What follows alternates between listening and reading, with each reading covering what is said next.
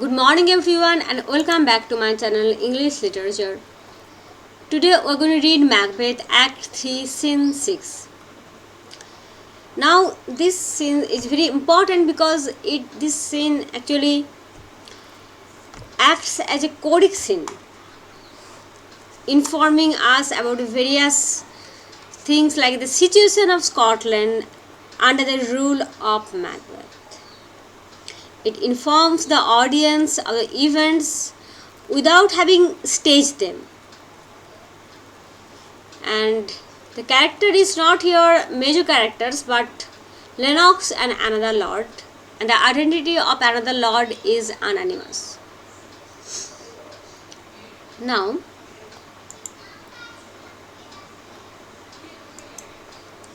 Lennox, my former speeches have but hit your thoughts, which can interpret further. So from the very beginning, we come to know that Lennox has already spoken with the Lord who is present there. So some kind of discussion is going on regarding the rule of Macbeth. And you will find that they are talking not directly, which can interpret further. Only I say things have been strangely born. The gracious Duncan was pitied of Macbeth. Marry, he was dead. And the right valiant Banquo walked too late. So you will find from this way of speaking that nothing is spoken directly, but in a roundabout way. And there is a sarcastic tone in their way of speaking.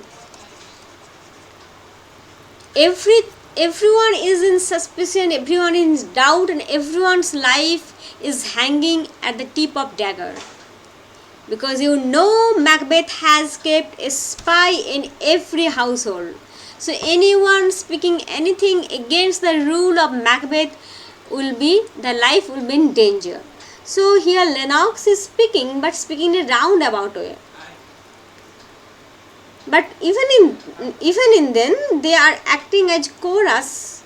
They are informing the audience about the doubts and suspicions that is working among the people's mind. The people are, after the banquet scene, the people are growing quite suspicion after the death of Banquo. So they are here act as codic figure. They are informing us about the turbulent situation of Scotland.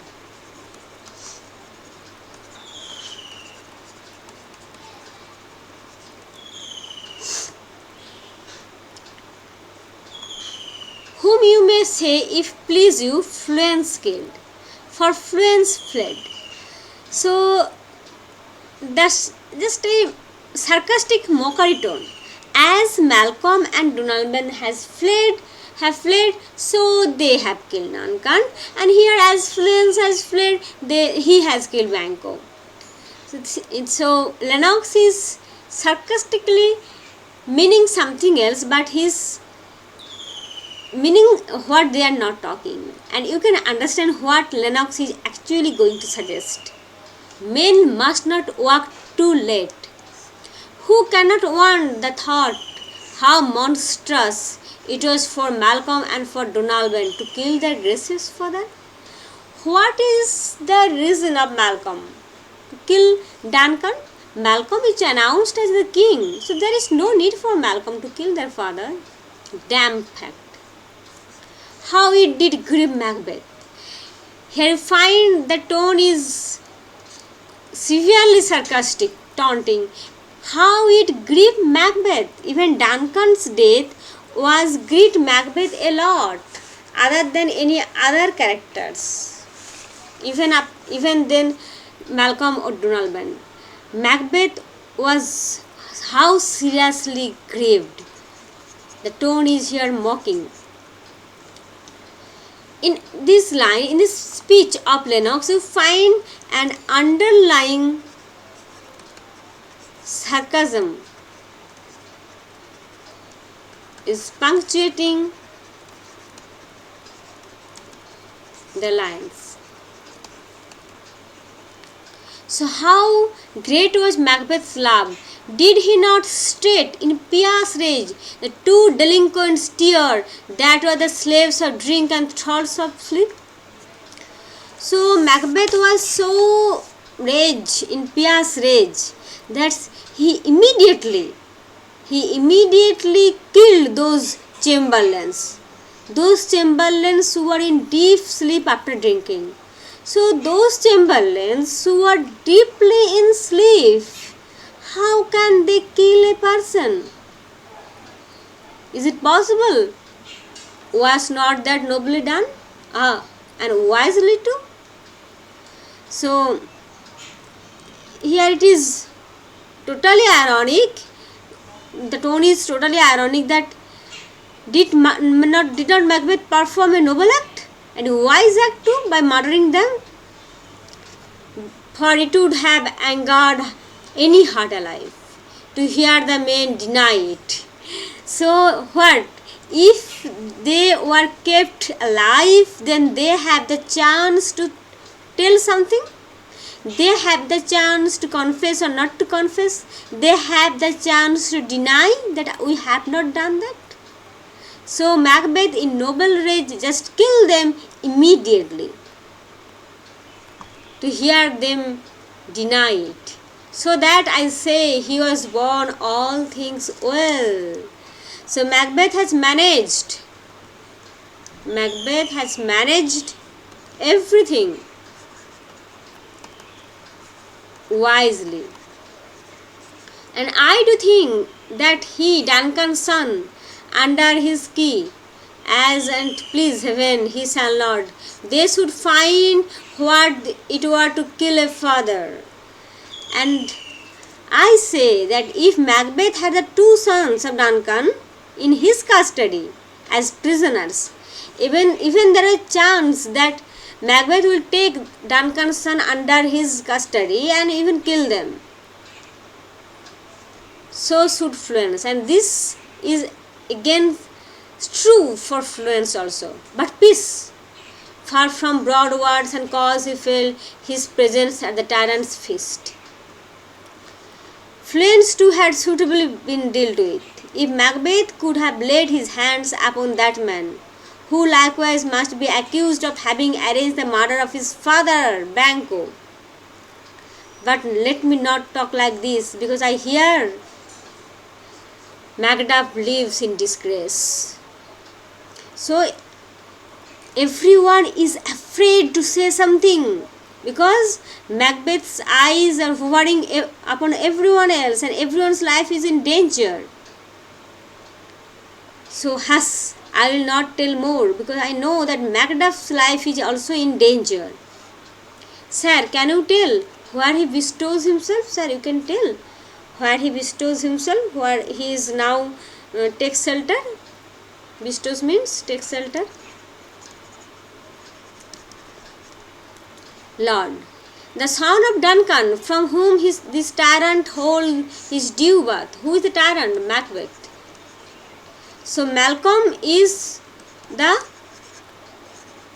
actual rightful king, Malcolm, but Macbeth has taken this right from Malcolm, lives in English court, and is received of the most pious Edward with such grace that the benevolence of fortune nothing takes from his high respect. So Malcolm has been received by the pious King Edward the Confessor. Now here Shakespeare tries to pay his tribute homage to Edward the Confessor, an English king, with such hospitality that Malcolm's loss of throne on account of the cruelty of fate does not diminish his respect. Thither Macduff is gone to pray the Holy King upon his aid. So Macduff has gone there for asking his help, Edward's help, to wake Northumberland, to rouse the people of Northumberland. and warlike seaward, and Earl of Northumberland and the General of England. So Macbeth has gone to England to talk with Malcolm and at the same time asking the help of Edward.